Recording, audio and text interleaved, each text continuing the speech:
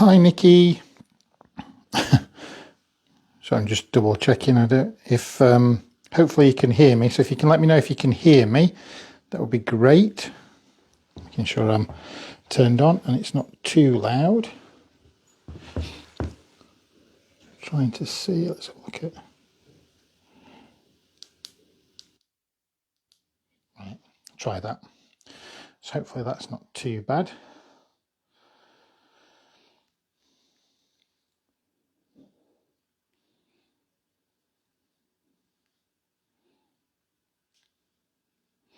So I was just trying to see if I could actually figure out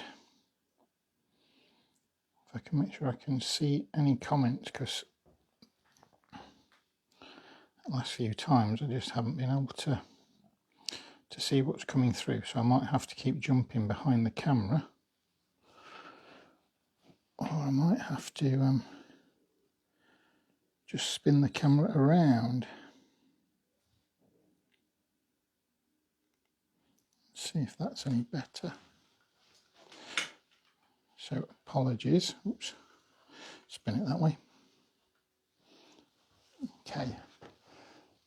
I think that might be a little bit better. So hopefully you can see me. And I've just got these and just check. So just wait a minute or so. So hopefully if you can see me and hear me, just let me know, because I think the microphone is working, so we should be good to go. Got my coffee.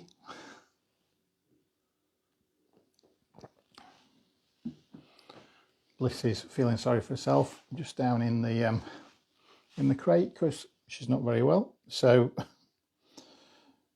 hopefully she will recover. And I've got obviously down here, there he is,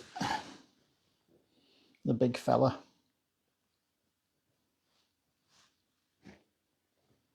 All right, buddy. I know. So I've got my phone so I can just make sure that I answer any of the questions that came through the other day.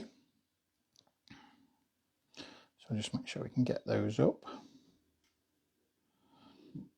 and work through those. Cool. Right, so I hope everyone is okay and keeping well. I say, if you do have any questions, you can just pop them in the comments, and hopefully I will just make sure I've got it set up so I can see the comments.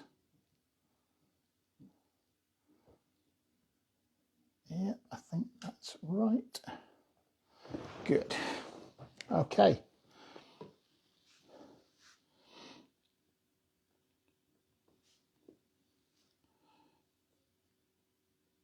Right, so I've got that, and I think I've got a couple of questions on a later post as well. So if you did post on there, we'll cover those off as well. Yep, so we've got a couple of comments there. Okay, lead and collar harness, right. Okay.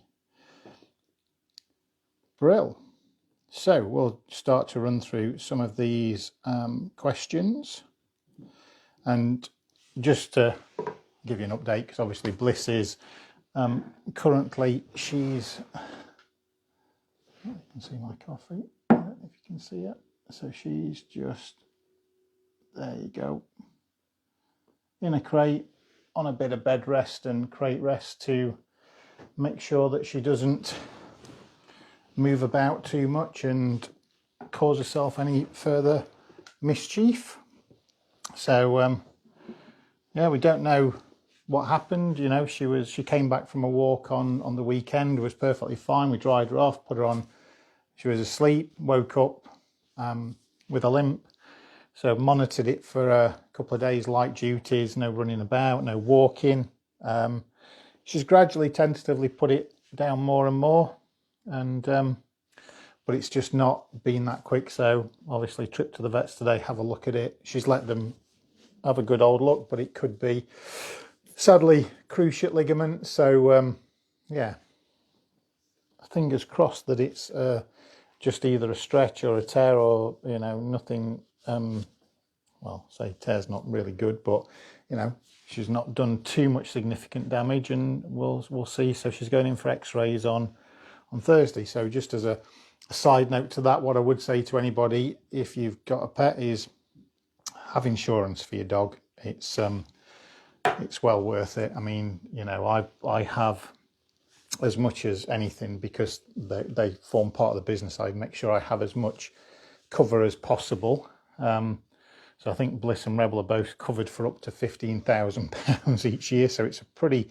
substantial policy. But if Bliss was to have had, if it is her cruciate ligament, then depending on what's needed, you probably could be looking at around about £6,000 to £7,000. And some people often go, you know, that's expensive and vets charge a fortune. But realistically, if it was a human cruciate, it would be costing, you know, well, more than that, to be fair. But because obviously we have the NHS, we get a lot of it done very cheaply. But the cost base, you know, is the same. So definitely, if you're thinking about having a dog, contemplate all the costs with that and all the insurance that goes with it, because I can tell you it's well worth having the insurance, particularly, you know, things like that. You know, one cruciate, one trapped leg in a cattle grid, you know, and do some damage. A lot of money there. Anyway, so enough about Bliss, but hopefully she'll be back up and running fairly soon. You know, I'm a bit of a softie when it comes to Bliss. So let's take a look at some of the questions that came through. So the first one that we had through was from Sharon, where she was talking about insistently barking, or barking insistently in the car where there is two of us. So if they're talking, the dog joins in when he doesn't get his attention on his own way, barking so much so and so quickly you can't get a word in.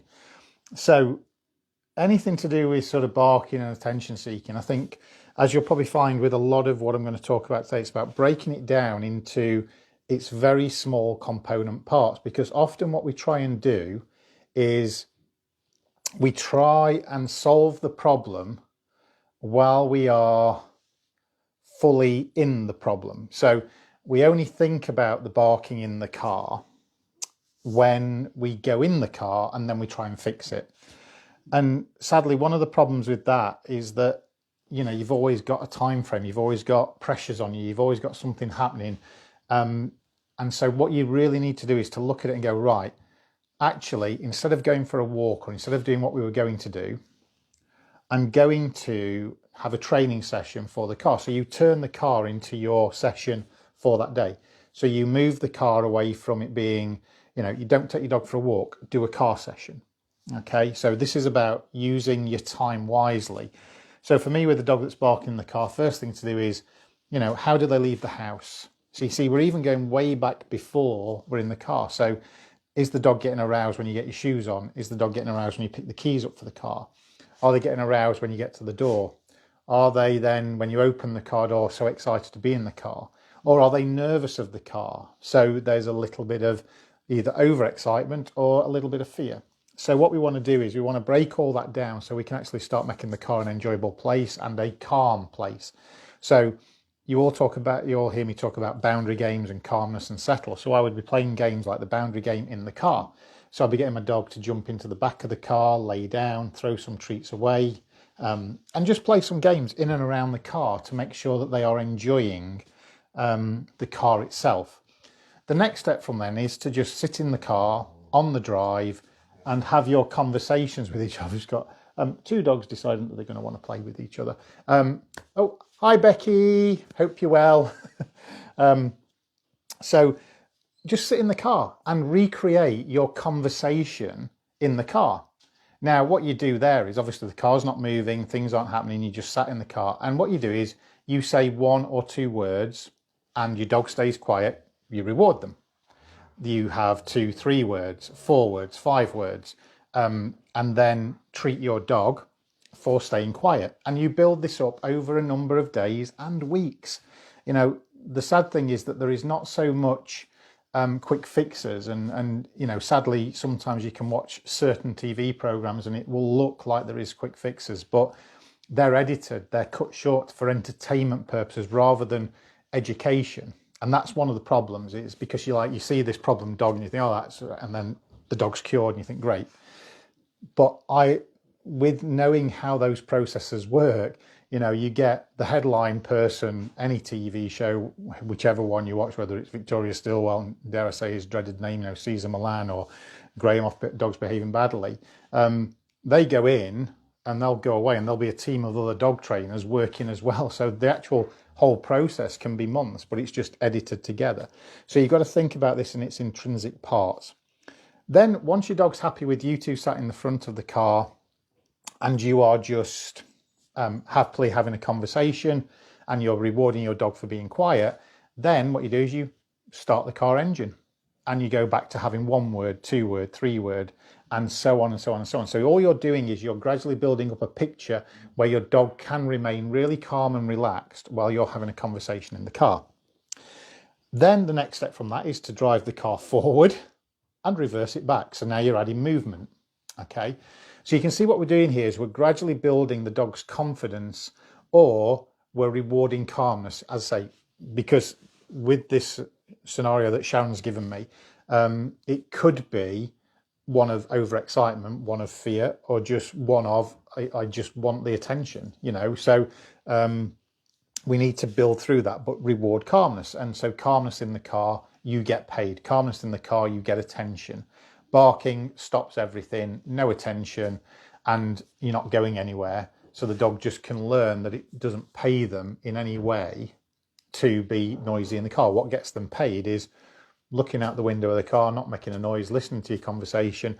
And then over time, you're going to expand the time of the duration. So you're going to move away from high reward ratio, which is important when we start training, but we must move on to variable reward ratio relatively quickly. The reason for that is it makes the behavior more sustainable, less resistant to extinction. So the dog doesn't know when the treat's coming or not, so it maintains the behavior for longer. So that's how for barking for attention. So if you're not in the car, always reward the quiet. So if it's in the car and they're barking for attention, wait for them to be quiet, then give them the attention. So the attention comes only when they're quiet. So now the reward cycle has changed for you. So hopefully that makes a little bit of sense. But again, the easiest thing to do is take your problem and write down everything. And I don't just mean when you're in the car, you write down everything prior to that. So that would be, if you think about the car journey, you're going to be sat on the sofa, you're going to be getting ready to go. You might even use words like, oh, we're going here. And there may be little subtle cue words that your dog has picked up on. They do things called back chaining, so they can work backwards and they will link words and things like that. So the key thing for me is making sure that you go through this process slowly and identify all the little parts and train each individual part on its own. Do not try and train the whole thing. So the key message, you train for the situation as opposed to in it. So all these things for me, all problem behaviors become a training session, and they become a training session by me just breaking down each individual bit into its, it's like a jigsaw puzzle. So you have the big picture, but you have all the individual pieces. Train the individual pieces, then start putting them together. So hopefully, Sharon, that gives you something to work on. But if not, just post some comments once I've posted this up, and we can go from there. So what do we have now? So we have Caroline. So Caroline has a border collie who is only 14 weeks old. Okay, so still got lots to learn, and she's done so well in some areas. Only problems are chewing, biting furniture, chairs, table, door frames. She has loads of toys, but also biting everyone's toes, ankles, hands, and would love any advice on this. Okay, so brilliant. So what we've got is a puppy, 14 weeks old. And what I look for in any of these things is it abnormal or is it normal? So yeah. Oh, hi, Claire. How are you doing? Yes, Becky, absolutely. Be proactive as opposed to reactive. Just I probably said that. You said it way better than me.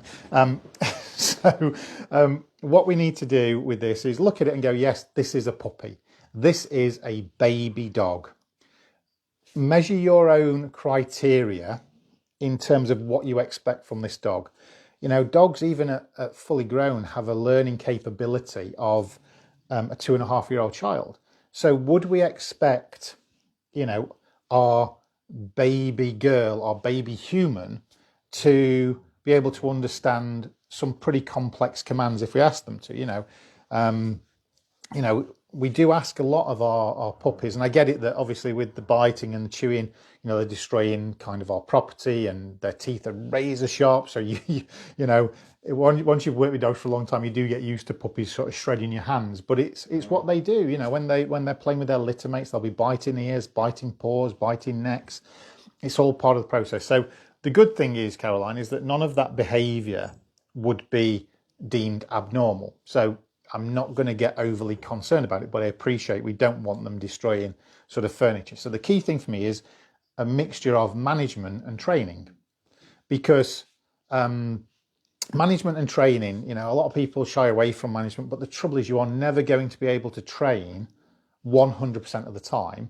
And also management can fail. So it's a very fine balance. Hi, Jody. Hope you're well. Hope you're staying nice and safe and getting plenty of separation work. So that was, I think I've sent a couple your way already, actually, Jody. So hopefully they've come through. So yeah, so what we need to do is to look at how we can manage at those times when we're not ready to train.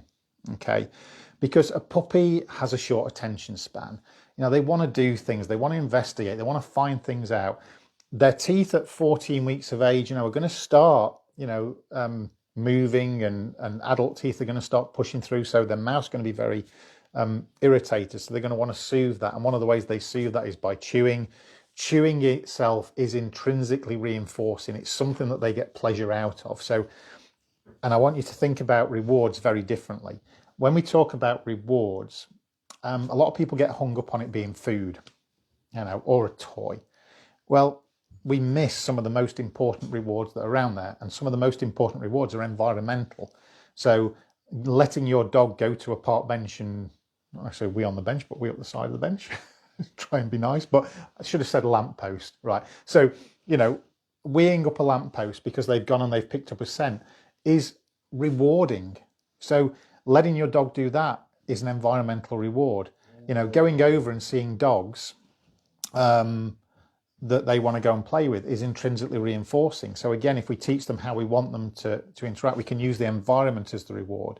It doesn't just have to be a piece of food. Food is vitally important as a reward mechanism because it's the equivalent of money for us. Okay, so that's why we use food. So getting off topic, sorry, Caroline. So 14-week-old pup. I, with Bliss, had a pen and a crate. So she had a separated area that meant she had a bed inside the crate with the door open, and that was inside a pen. And for me, sorry, I'm getting distracted by someone chewing on two of the other pups that are here. So she could be in there when I couldn't watch her or I had other things to do. So she had, you know, some of her favourite toys and proper chew things for pups so that she could chew on that, and there was nothing in there that she could get into trouble for. And then what I would do is I would bring her out at times when I knew that I didn't have anything to do and I could watch her, and then if she went to go and chew a piece of furniture, I would bring out some favourite toys and favourite bits and pieces, and I would engage with her. And every time she went towards an object that I didn't necessarily want her to have, I wouldn't get annoyed, wouldn't get frustrated. I would kind of sort of physically sort of block with my hand and just put my hand down and just block. And then when she would re-engage with me, I would then either reward her with some food or toy. And I would try and use multiple rewards, because what I tried to do with Bliss was make her very susceptible to reinforcement of anything. Rebel is an absolute food beast and is always going to be food motivated. He likes a frisbee, so we can motivate him with a frisbee, but you know, food is his number one. And dare I say it, the little tart, he does love a female, don't you, Rebel? Yeah. Bliss is susceptible to reinforcement. And when I say female, I mean a human female. Rebel is more of a people dog. But yeah, human females, he just has a meltdown. Bliss is susceptible to reinforcement through toys, play, affection. One of the favourite things to do is jumping up into my arms. Obviously, at the moment, she can't do that. And, you know, but that was intrinsically reinforcing for her. So just asking her to jump, she loved. So you find out what motivates your dog, and then you use that to your advantage. So every time they go to do something you don't want them to do, you kind of block it and redirect them onto the thing that you do want. So you're kind of giving them a message of not that, this, not that, this. And then when you've had enough of that, then obviously for me, I would pop Bliss back in her pen. And often she would maybe mooch around, have a drink, play with a couple of the toys that were there. I might even animate some of the toys myself in the pen, so I'm playing with her still. And then when I walk away, she might actually, as a pup, because you really do want your pup to be sleeping quite a lot. I mean, do not get worried if your pup is sleeping 18 hours plus, because that's where they do their growing, that's where they do their remembering of stuff. So sleep is massively important. Sometimes we keep puppies awake too long, and so they end up being too hyper and too stimulated, and we really need to bring that down. So giving them their own sort of what we call, I suppose I'd call it forced rest. So, you know, she's going in a pen, she's got a decent enough area to move about in, but she's going to go to bed and go to sleep and rest.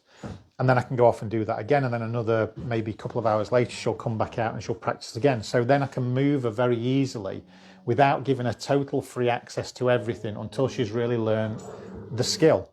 Because it is repetition that is going to make these things stick. You know, she's going to have to learn that, you know, your expensive table is not a chew toy, but, you know, for her, they don't see value. They don't go, oh, that's a really expensive piece, or that's my mum's favourite ornament, my mum's favourite, you know, piece of furniture. They don't see that. It's just like, well, you know, I'm loving chewing this, I'm getting some enjoyment from it, so I'll do it again.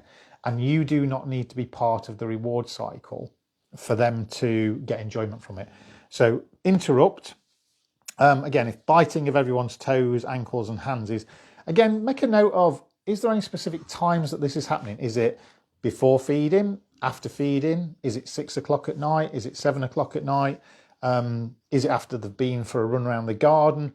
You know, when is it? Because then you can set yourself up for success by going, right, we know that they're going to have this little mental period, and what we're going to do now is we're going to preempt that and get in beforehand and do something else with the dog.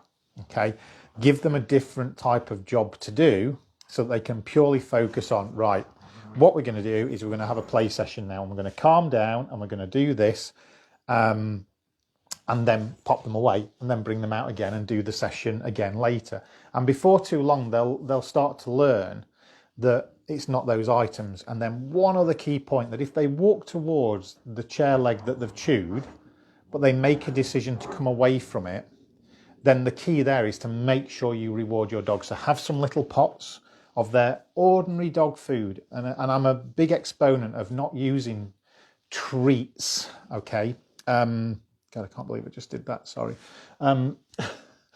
Is I love using my dog's ordinary dinner allowance through the day to reward them for these good choices. You know, if you're on dry, raw, wet, you can still do it. You know, yes, raw, you have to think about it and a little bit of complexity in terms of how you deliver it, but there are many, many ways to do it. And if anyone's on raw and they want to understand how you can, you know, reward your dog with food when you're on a raw diet, let me know, send me a message and I'll send you over some information on it, because you can do it with anything, you know. But if you think about puppy being on dry food, then, you know, you think about that bowl, there's probably 400 mini pieces of food in there. That's 400 opportunities to let your dog know that they've done something that you like. So if they come away from something and they don't chew the table leg, if you reward them for that, the message you've just given them is, yeah, you'll get paid if you don't chew that leg. And giving them that piece of food marks and rewards that behaviour. Yes, you need to repeat. We know through scientists, you know, to create a neural pathway, it does take repetition. And I think the scientists came up with a number of about 400, you know, so 400 repetitions to create a neural pathway. So, excuse me, it's important that you reward what you want. There's always some debate about whether you ignore bad behaviour. No, hi Wendy. Nope. Oh gosh, and what did I just saw a message there from Jodie. Oh yeah, keeping well. I wouldn't mind seeing some dog in person to cuddle. Absolutely, it's weird times for us. It's we sort of missed that. So again, as I say, it's really, really important that we're creating these neural pathways, these repetitions of behaviours. But if you make it fun and enjoyable, the dog will learn faster. But we really don't need to be ignoring the bad behaviour. It's about, so what's that? So if puppies are not interested in food, e.g. may pick through the day, not very interested in their kibble, what would I do? This may be a common question, so asking. Okay, I think that's I generally look to find food the dogs like, so they may not be satisfied in. Yeah, and again, Jodie uses daily food allowance as much as just treats. So absolutely, if your dog's not interested in food, I mean, if you go onto my YouTube channel and look at Bliss, How to Raise the Perfect Pup, which is my playlist, you'll see what I did from day one, which actually meant that she was interested in food. So I never put a bowl of food down for her to just go and pick when she wanted. What I did was make the food interesting. So I would roll pieces of food along the floor and she would run after them. I would put them in my hand, and as she came near me, I would start whizzing my hand around and she would chase after my hand. So the food itself then became interesting. I also have food toys where they have a pocket and you can put the food inside, and they can play with the toy and the food's there at the same time. Now that's called your sort of classical conditioning, but you're pairing and transferring value. So if your dog loves a rolling ball, but you can somehow make sure that food happens at the same time, you can take the value of the toy and transfer it back onto food. So it's, value transfer is really important. It's a sort of separate topic, but I had a dog that used to love nicking tea towels. So tea towels it loved, and we tried to play a tail teaser game with a sheepskin toy. It wasn't interested. It was the tea towel. Now that could be because of the food smells that were on the tea towel. So what we did is we attached the tea towel to the pole instead, whizzed it around. The dog started chasing that. Once the dog was interested in that, we then transferred to a sheepskin toy and a tea towel, but we also put a sheepskin toy that had a pocket and put some of the dog's ordinary food in as well. So now the dog was chasing the tea towel and this bag of food. And then eventually we just took the scissors and gradually cut down the tea towel until there was no tea towel and the dog was still chasing the item. And then because it got the item and its food was inside the item, it now was eating the food. So we created interest by taking, and as Jodie mentioned there, by the interest and value of what a dog had placed on an item and using that to our advantage. But again, with a puppy, it doesn't have to just be food. We use food as a good marker, but actually we can use toys and we can use affection. One of the problems with puppies and toys for rewarding for behaviour is obviously it does create arousal up. And if they're chewing on your table leg and then you go into playing too much of an aroused game, they can then immediately go, oh, the game's playing and they'll go and chew everything because they're just too stimulated. So always have, if you're going to use toys with an excited dog, always make sure you play into a calmness game, so that once you've finished playing, instead of just letting them be free to rein and go and terrorise your kids biting, nipping paws, get them onto, say, a boundary or onto a place and then calm them down. But it is about finding what is your dog's motivation, and look to yourself as a human and go, what motivates me to work? What motivates me to do the job that I do? We know that, although we talk about money a lot, we know that actually money isn't necessarily the number one driver for why we choose to do a job. It's often the most complained about, but it's not the main reason why we take jobs. It's always a bizarre thing. I think Wendy might have joined us actually. She'd probably know much more about this with what she does in her day job. But people are, it's the one thing we know how to complain about. We don't know how to complain about you know, the job is not stimulating, the job is not enticing, or whatever. But so you will only do things that you do as a human because you enjoy them. Why are our dogs any different? We often want our dogs to fit into these nice little boxes where we can go, yes, I want my dog to, when I come call it and it comes for a piece of food, well, you know, what if they've got an upset stomach and they're not interested in food? But if they like a toy, then use the toy. So when I go out, anyone who sees me when I'm out with Bliss will know that I've got my food, I've got her frisbee, I've got her don't even know where it is. Oh, they're over there. So I'll grab you this because this is some of Bliss's favourite. So a purple puller. So yes, Wendy, Maslow's hierarchy of needs. There you go. Dogs are very similar, but Bliss loves a puller. And you know, I said how Bliss loves a puller. Well, I don't know if you can see it. Look, she's just popped up. Look. Not a good idea to pick this up when she's recuperating, but as you can see, you know, that's one of Bliss's favourite toys. So I take that with me. When I recall her, she'll get food. I'll throw the puller. I'll throw a frisbee. She'll jump in my arms. Sometimes she'll get nothing. She'll just get a good girl. You know, so I mix it up so much. So again, with a puppy, sorry, Caroline, I kind of, anyone who knows me knows I'll kind of jump around as topics fly into my head. So apologies for that. I should keep on topic. I was determined to try and stay as focused as possible. Oh, thanks, Sarah.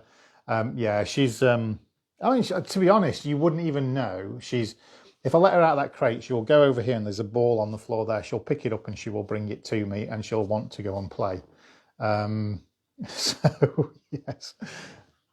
Oh, Becky, yeah. I feel like the mule in the game Buckaroo when I'm out with my dogs. Always have an insurance policy to ride. Absolutely. It's multiple. The more you can reinforce your dog for something, the better. So, you know, but that does start early.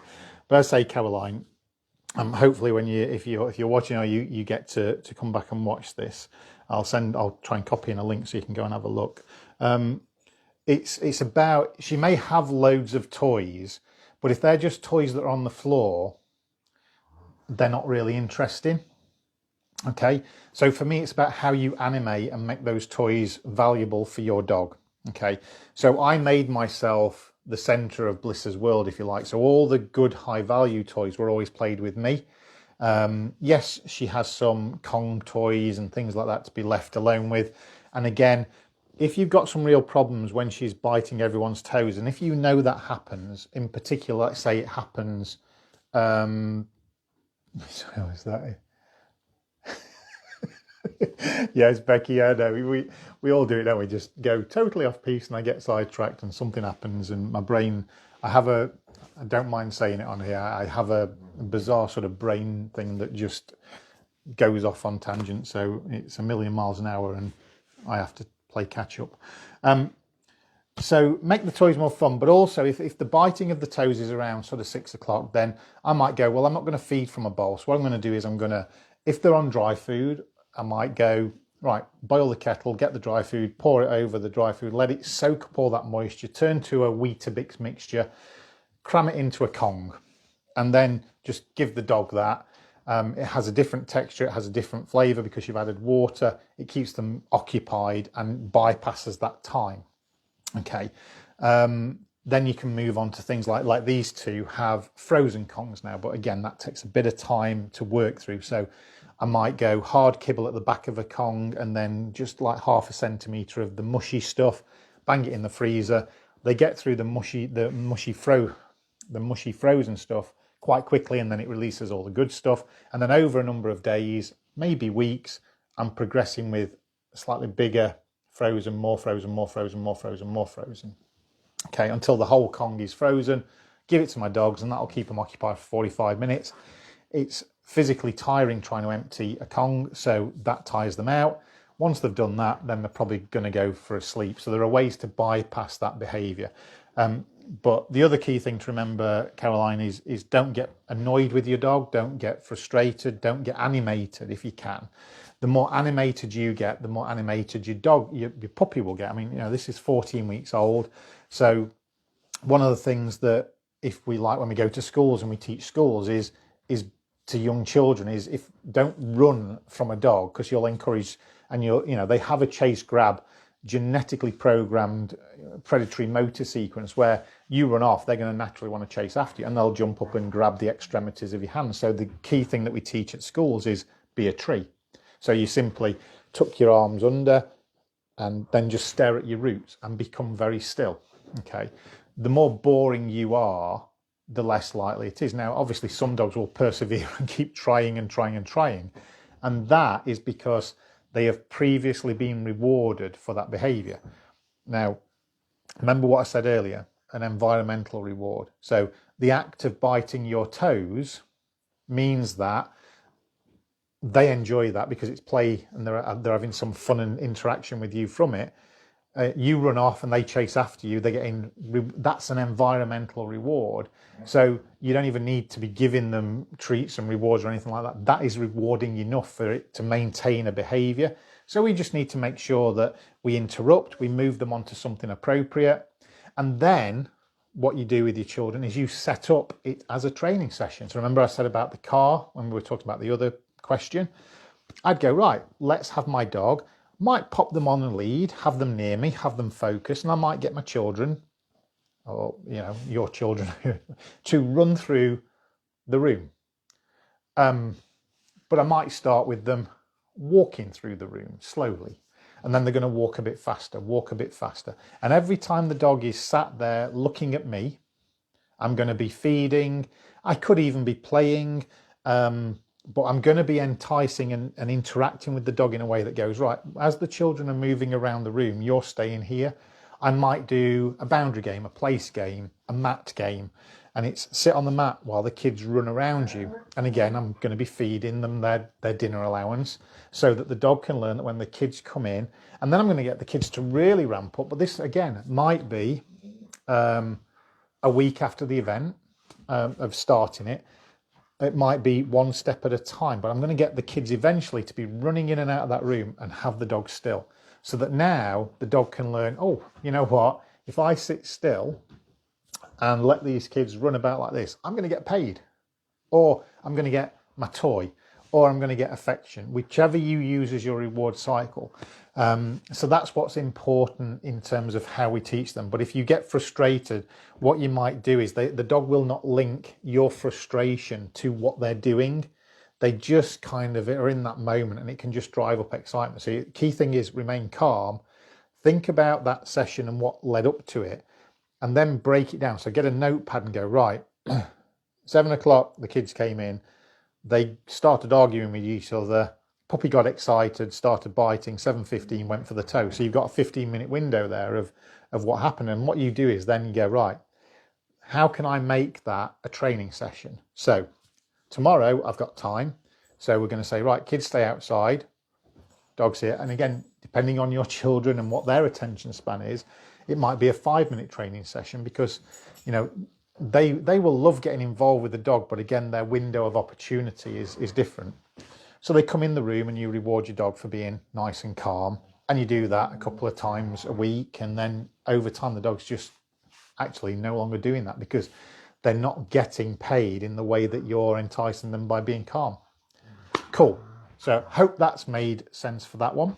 But again, Caroline, if you catch up and then let me know if that makes sense, or if there's anybody on here that, let me know if you're listening and it makes sense, because it's kind of the point. So yeah, if you can just say, yeah, it kind of makes sense to break it all down into its individual component parts. Oh, hi Lindsay, yes, hugs for Bliss. She'll be coming into my lap later on, and she'll be having some cuddles. At the moment, I've got the big fella, here, Anta Rebs, yeah. So he's just chilling here. Thanks, Lindsay. That's good. It's nice to hear someone say, yeah, it makes sense, because, you have these conversations and I have too much internal dialogue in my own brain going, did I explain that right? Okay, who's next? So we have Lauren. So I have a 7-month-old female collie cross rescue, keeps running towards my 4-year-old and grabbing his hand. She never puts pressure on, and she only does this in the afternoon after her walk. We keep them separated with her in the kitchen with a stair gate in the door, and she gets her sleep and rest, but she still does it even when she is well rested. Any ideas on things to do to prevent it? Okay, right, come back to that second. So let's have a look. So Jodie, my eyesight's not too bad. So I had the odd client who resorted to wellies for a week or two because the puppy did keep trying to hurt their toes, which can result in scream and ouch noises, which the pup loves. But eventually, sorry, let's just see if we can expand that. But eventually it lessened whilst doing all the stuff you've pretty much mentioned and keeping a diary so that they had better to preempt it. Training gives outlets. I said, absolutely, Jodie, fantastic. So there you go, something, buy a pair of wellies, get some steel toe caps, or, like you say, find something, wear something, that isn't as enticing. Now, in a way, that kind of then becomes, dare I say it, and using this horrible word called punishment. Now, when I use the word punishment or reward, I am not using them in the sense that you may think. I'm using them as a behavioural science term. So when we talk about the pure ABCs of behaviour, which is antecedent, behaviour, consequence, consequences can be good and bad. Consequences are what will either maintain a behaviour or prevent a behaviour. So punishment in a behavioural context of dog training only means the behaviour decrease. So any decrease in a behaviour, it is deemed to have been punished. Okay, so I'm not saying that punishment, so please, when I listen to this, I always have to be very careful with this. I am not saying to use punishment with your dog, but if you were to put on a pair of shoes that had steel toe caps and the dog was chewing them and finding them it no longer reinforcing, effectively that's a punishment, okay, because it's going to stop them from chewing your feet. So hopefully that makes sense, and because I would hate for anyone to leave this live going, yeah, you said just go and punish your dog. No, punishment is defined only and can only be defined after the event, because you do not get to decide what punishment is to your dog. Okay, I could have a tree in my hand and I could pull it away from the dog. That in itself could be deemed punishment, depending on what it did to the behaviour after the event. So if the behaviour that I didn't want increased, then pulling the treat away would be deemed to have been reinforcement. But if I pull the treat away and the behaviour I don't want decreases, then it would be deemed to have been punished. So you can see how the same thing can be both a reward or a punishment. And I'm not going to bore you to death with behavioural science, but there is a distinction when we talk about it in a behavioural psychological way. But I won't go there. So, right. So what can we do? Similar answer to the previous question. So you've already seen that this happens after a walk and sort of in the afternoon. So the key for me is, oh, Lindsay, I love you. Thank you. Because I'll go back and I'll go, oh God, did it make sense? So again, you've got to set up the session when you're ready to do so. So again, the first thing to do is you've got the baby gate. Great. So you've got management in place. Brilliant. Love that. You've got a baby gate to create a prevention. Now what you can do while the baby gate is there is that every time, did you say, oh, just 4-year-old? Okay, didn't say, but she still does it.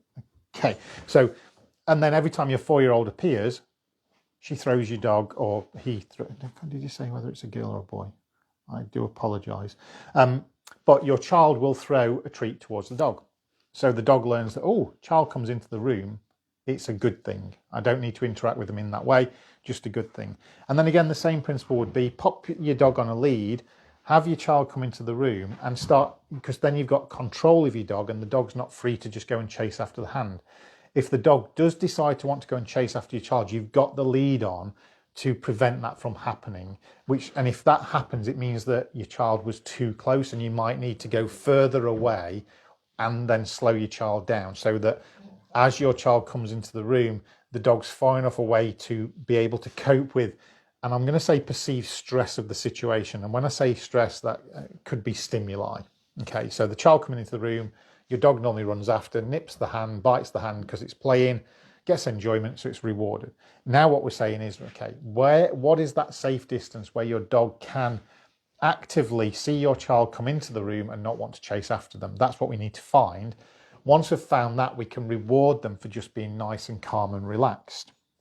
So once they've been nice and calm and relaxed, we can then start to close the distance down bit by bit by bit until we can almost have your child run past the dog and it not go for the hand, and then you can have a big payoff and you can actually get turkey, chicken, ham and give them an absolute party and go, yay, well done, that was brilliant. Obviously, there are, the lead can act as, dare I say, a little bit like a timeout, but with timeout, there is an absolute skill to a timeout. And sometimes for some dogs, timeout can be really punishing and really difficult. So you have to know your dog and you have to know whether it works. But a timeout, if you are ever going to do one, and most people get this wrong because it'll be, I'm going to time my dog out for half an hour. Well, as long as you are aware that if you're going to give your dog time out, and it's fine to put your dog out and away and let it chill and relax. If it's going mental around the room, there's nothing wrong with that, but just be aware the dog's not going to learn anything. Okay, that's really important to understand. The dog will not learn anything. So it's like with mine now, if any of mine, my two, are doing anything sort of untoward that I don't want to do, so say Bliss is like, she's bringing the ball to me constantly because she wants to play, I'll stand up and I'll leave the room and there'll be no chance of play. So she doesn't really do that now. So I will actually call her and I'll just say, go and get your ball. And if I say that, she'll go and get a ball and bring it and I'll play. So what I've done there is I've created my own cue so that Bliss knows when I'm ready to play. So, because the last thing you want is a dog to pester you and pester you and pester you. We've all seen those dogs on the park that pick up a ball, go to their owner, drop it on the floor and just bark at their owner constantly until you throw the ball. And then eventually the owner's going, I'm going to ignore, I'm going to ignore, I'm going to ignore. And then they give in and then they pick the ball up and throw. And what they do there is they actually put it onto what we call variable reward ratio because the time is intermittent. So it makes the behavior more robust. With me, it's like I will wait for that moment of calm and quiet and then I'll throw the ball. Even if I don't really want to play with her, when she's quiet, I'll throw a ball. So she learns that it's quiet and calm that I want. Okay, so just a little distinction on timeout. But anything over, like, it should only really be 5 to 10 seconds because you're looking for repetition. So for me, it's like, no, I'll come back in the room, you're quiet, I'm going to reward you. Because you can then give the dog a very, very clear, non-stressful situation and give them a balance of, yeah, okay, well, you were being annoying, so I left the room. I came back in 5 seconds later, you weren't being annoying, and I'm giving you play, food, and affection. So the dog's mind can go, oh, wow, okay. If I act like a complete tool, they disappear. But if I'm nice and calm, they give me food, they play with me, and they give me attention. Okay? Doesn't take long for a dog to work that out. But again, 5 seconds is realistically it. But again, it's not for every dog. You need to know your dog because sometimes that can be too punishing for a dog and too stressful. So another topic for another day. So what do we get there? So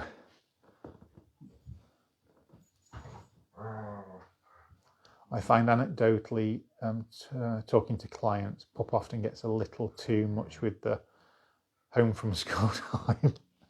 Yeah, absolutely. Right. So hopefully that's those three. So is there anything else I can cover off on the collie grabbing? Oh, sorry, it did say grabbing his hand. So yeah, so get your son to just walk into the room, and when your collie cross just leaves his hand alone, he can reward her. And actually, maybe another good thing, actually, just thinking about it, is actually teach your female collie cross a hand touch. Okay, so a hand touch is simply, you hold your hand like that and the dog's nose comes and pushes it in. I don't know if Rebel will do this. Rebel, so come here. Touch. No, you're going to do it. Are you going to? Oh, nope. Oh, thank you. Good boy. Touch. Good boy. Okay. So that is a hand touch and a kiss if you want. But wet nose now. So a hand touch is really useful because obviously what you're doing there is you're getting the dog close to the hand, but without touching. So Rebel, touch. Keep going. Touch. Keep going. Keep going. Keep going. Keep going. His tail's going. Keep going. Keep going. Touch. Come on. Keep going. Keep going. Keep going. Good boy. Good boy. Oh, there you go. Good boy. There you go, Bliss. You can just have one for being... Okay, so a hand touch, obviously you can then get your son to teach the hand touch.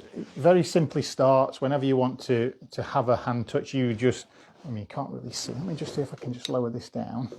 So Rebel. So all you would do is just have your dog in front of you like that.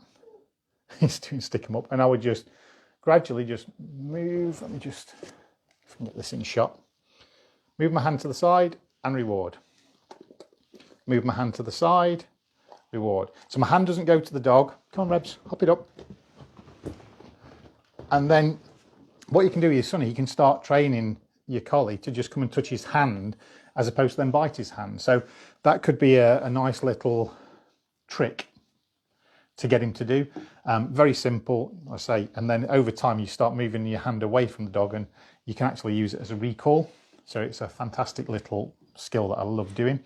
So we've covered off those. Let me just scroll up to the next ones. Just got those ones. I think I've got maybe a couple more to go through. Okay, so let's have a look. So Keith asked a question.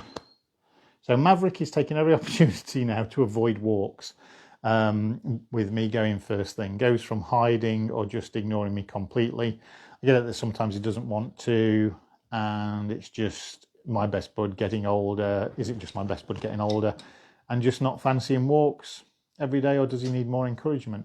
I think, you know, it's like with anything. Dogs do have the right to choices, and sometimes, you know, they may not want to go for a walk. And as he gets older, obviously, you know, or colder or joints, or, you know, there can be many reasons as to why not. Are the walks, you could go back a little bit, because as he is getting a little bit older, it can be worth just revisiting and going, well, okay, let's see if we can make them more interesting and see if that helps. So what's his favourite thing to do, and what can we do, and can we just maybe have more fun in a shorter distance? So when you go outside, don't necessarily go on a massive walk. Start just engaging with your dog, again, with Maverick out on the front, and just playing some games on your drive or on the road out the front. Again, just change the dynamics. Also, just be mindful, you know, is there anything, you know, that's happening? Is it darker? You know, and just go from there and just see whether there's anything like that. But yeah, dogs can go from, and they go through phases just like us. You know, they can simply just be not interested in going for a walk. But I've seen Maverick, you know, obviously running about and having a good one. But, you know, as he does get older, you know, from the age of 8 years of age, is, you know, there is a drop off in dogs. It's what we call canine cognitive decline, but it can start around that age of 8 years. So it's always worth bearing in mind that. And that's why with Rebel, I've gone back to a lot of what I did, you know, early on, the very first few days, you know, of his life, and gone back to some very basic training. So again, when we're out on a walk, what did he like doing on a walk? Make it more interesting. And again, just mix it up. Sometimes with Rebel, I will go out of my front door, I'll go to the first lamppost, go to the second lamppost, and come back in. And I'll just mix that up, and I'll do that a few times a day rather than go for a big walk. And then, you know, sometimes it's like, yeah, I'll go a little bit further and a little bit further and a little bit further. So just really mix it up, Keith, really is probably the answer there is. And just, you know, again, I know you do, but just sort of check out, make sure that, you know, he's getting regularly checked, just to make sure that there's no aching bones, you know, and all those kind of things, because I'm trying to think how old he is now, but I think, is he the same age as Rebel, touch older than Rebel? I think you had him before I got Rebel, if I remember rightly. But again, you know, getting joints checked, things like that. Thinking about, you know, is it time for, is there any supplements that we may need? So it's sometimes worth just going to a vet, having a check and just making sure that there's no underlying condition that is making him more reluctant, you know, to go out and just check those things, but just make it more interesting, you know, and see if that spices it up. Hope that helps, but I can catch up with you. We can have a bit more of a discussion. And then Tessie asks, lead and collar or harness, pros and cons about both. Okay, so what's the time? Yeah, so final, yeah, just coming up for that. So for me, my preference is obviously I walk my dog on a harness. So 2 fastenings, so it has one on the front here and one just between the back shoulder blades. You'll have a lot of debates and a lot of people will say that a harness creates a dog that wants to pull. Well, I can tell you that I've got dogs that are strangling themselves on collars wanting to pull. I've got some dogs that are even on halties and still pulling in a halty. And dare I say it, you know, I got called to a case recently where the dog sadly had been with another trainer that used prong collars. Now, I certainly would never use a prong collar. I don't like the things. I've seen the damage that they can do with my vets when I've done work with them. I will just never use them, but they're out there and trainers use them. I don't criticise those trainers. It's not my personal choice. These things are used. They have been around a long time. Hopefully very soon they will be banned, taken off the market, not used anymore, and they are getting less and less. But as society looks for faster and faster quick fixes, sadly some people will turn to these devices because they think that's what they need to do for a quick fix.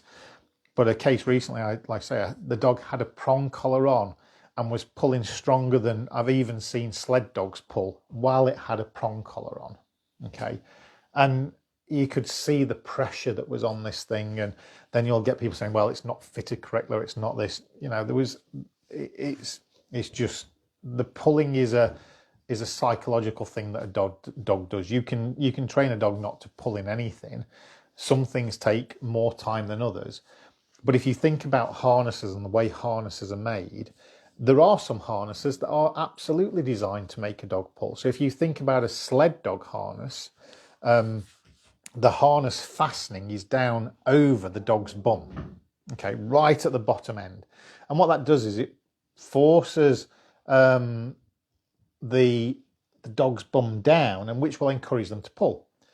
For people who do canicross, you'll notice, canicross, for anyone who doesn't know, is where you go running with your dog. Dog's out in front of you, you've got a lead attached to the dog, and you're basically trying to keep up with the dog. I'm just not going to try that. But the harness there is just about halfway, 3/4 down the back. A balanced harness, which is a walking harness, is probably between the shoulder blades at the top. So it actually doesn't encourage a dog to necessarily want to pull. Dogs will pull because they can feel you on the end of the lead. Dogs will pull because they want to go and get to something. There are many reasons. So for me, I will use a harness. I don't see, you know, it's just because I don't want anything. If my dog is a puller, then I will probably say, yeah, I'll always use a harness, because I don't want anything on this area of the throat which has got no muscle around it, and it leaves the dog susceptible to potential damage of the throat, breathing difficulties, things like that. Because if you create a swelling of this throat, the dog can't get as much air in. So I will always say, if a dog pulls, I will have them on a harness. Where some people say, well, a harness makes the dog want to pull more, you know. But if you have a 2-point fastening harness, you know, you can train the dog to actually pull on one of the clips and not pull on the other. So for Bliss and scent work, I will always try and encourage Bliss to pull while she's on the back fastened one, because I want her to go out and find the scent. Whereas then I might fasten her on the front clip, and that's where she'll loose lead walk. And I need to do some loose lead training with Bliss, because she's generally off lead. I tend to put her in the van and we drive to places, and then she's just out the van. She's very rarely on the lead, and I've been terrible because I haven't really done loose lead training because she's never on the lead, and I probably need to do it at some point. Rebel is brilliant on the lead. He wasn't always, but he's pretty good now. Well, say pretty good. You're good, aren't you, fella? Yeah. But Bliss needs work, but I just don't really sort of train it. So, but I see no issue. I mean, you can just walk a dog on a flat collar if they're walking nicely. Absolutely, it's not a problem. I do have my preference of type of harness though, so I prefer a Y shape. So it's where one goes over the head and then the Y shape comes down between the front legs and then comes up and over. I'm not a fan particularly of ones that go across the shoulder blades because, again, a dog's shoulder is a really complex mechanical joint and it has lots of intrinsic parts. So I like to, keep that clear so the dog has more free movement. Halties, I don't have an issue with people using halties or figure of eight loops. I mean, obviously a dog's nose is its most sensitive part of its body. Okay, so anything on the nose can be irritable. So it's really about how you train it in. And with anything that you're going to put on your dog, for example, we've just mentioned prong collars. Prong collar doesn't necessarily train your dog not to pull. The principle is I've seen dogs that, okay, someone said to me the other day, my dog's cured of pulling on the lead because they're wearing a prong collar. I said, so they're cured. You're adamant they're cured of pulling? Yes. So right, take the prong collar off and walk them on a flat collar. Immediately, dog's pulling. So the dog is only cured if they're wearing that piece of equipment. Well, I'd argue that the word cured does not work in that scenario. They are only compliant while wearing a, for me, piece of equipment that, is not right. I mean, the dog didn't choose to live with you. You picked the dog, and then you're going to stick some of these archaic sort of things on the dog's neck and get them done. But sadly for owners, it's really difficult because we are in a world where everybody wants these quick fixes, and there are no quick fixes in dog training. If you talk to any dog trainer, they'll tell you, you can maybe have one dog trainer on telly and it looks like they fixed it in 45 minutes, but go and talk to 5,000 dog trainers, are all going to say there is no quick fix. You talk to all the best top level dog trainers and it's like, it's time and effort. It's time and effort that has to be put in. So yeah, I pros and cons, flat collars are fine. I've walked Bliss on a flat collar, I've walked Rebel on a flat collar. I just like a harness. One, because, dare I say, they're slightly bigger than a collar. So if you get the ones with the nice reflective stuff on, if you are doing some road walking, you've got added security because they light up in, they've all got special stitching in them these days and reflective elements to them. So you're walking down the road, cars light them up and you can see them. So there are definite pros to that. It doesn't mean that you have to clip the lead onto the harness. If the dog's wearing a harness, you can still clip it on the flat collar. But if your dog's a puller and a strong puller, I would not use a collar around. I wouldn't fasten the lead to the collar. I would put them on a 2-point fastening harness and almost a bit like a sort of horse sort of reins and steer, so that you've got 2 points of control. Yes, it means your hands are full, but it means that you've got a little bit more control and can go from there. So I think, you use whatever you need to use for your dog. I don't necessarily, there are things that I don't like. There are pieces of equipment I don't like. And, I do my bit in the background and working with organisations to try and do what we can. Many trainers will, say many, there's less and less of them, but some trainers will swear by them.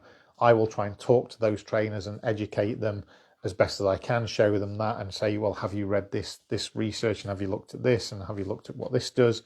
And I'm always open to chatting to those people if they want to learn and move their skills forward. But I suppose I kind of look at my own dogs and go, what do I want to do with them? In the past, Rebels had a head collar, but that, like I say, that was a long time ago, and the minute we had the harness on, the harness was the best thing ever. But again, desensitize your dog to the harness, desensitize your dog to the lead, and if you're going to go on a walk, probably this is one of the things that, depending what's driving that question, obviously, for me, I say my preference is harness, but if the driving is the pulling on the lead, go way back before you even go outside. Look at what's happening when you get the harness out, get the lead out. Is your dog a puller because they're excited? Have you left the house in too much of an excited fashion? If that's the case, calm them down, get them calm for the harness going on, put the harness on, just stay in the house. Rebel and Bliss is actually, as you've probably seen, she's in a harness and she's just in a crate. Now, certainly don't advocate leaving a dog with a harness on in a crate unattended. So obviously I'm here so I can keep an eye that she's not going to get herself caught on anything. But I will have my dogs in their harnesses just doing natural things during through the day. So it's not just a predictor of us going for a walk. So I think we've covered everything. Just have a quick check. Hopefully I haven't bored you all to death, and I hope you found that useful.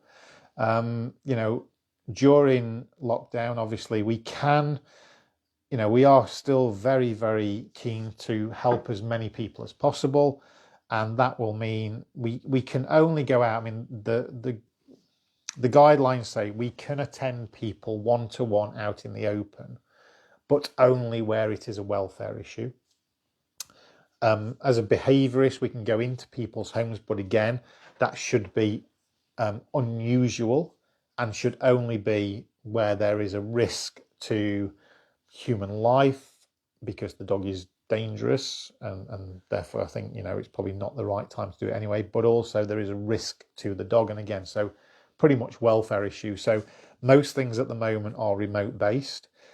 We've had some great successes recently with some online consults, and I've just posted a couple of videos and a couple of comments from the latest few that we've done. So yes, it's different, it's a little bit more complex, but it can still be done. Ring us, don't be afraid to get in contact, because sometimes just that little phone call might be enough to start you on the journey and get you progressing with any of these problems. But again, we'll do another one of these. We might even do a live training session. I think Rebel's looking at me going, does that mean I've got to work now? Because obviously, the reason Bliss came on is because as Rebel got older, the idea was that he would almost retire and Bliss would take over the role of the canine assist sort of business. But Rebel, you're going to have to come out of retirement and do some work while Bliss is recuperating. So hopefully you enjoyed that. It's answered some questions, and you can also look at it maybe even with different behavioral problems and just go, well, okay, if I follow the same process, break it down, take these small little segments and then apply it to this problem, I can get the same solution. Anyway, that's it. I think we've covered enough. Good to see you all, good to chat, and hopefully that's been useful. And good luck with your dogs, and you know where we are when you need us. So have a great day, and I will see you all very soon. Thank you.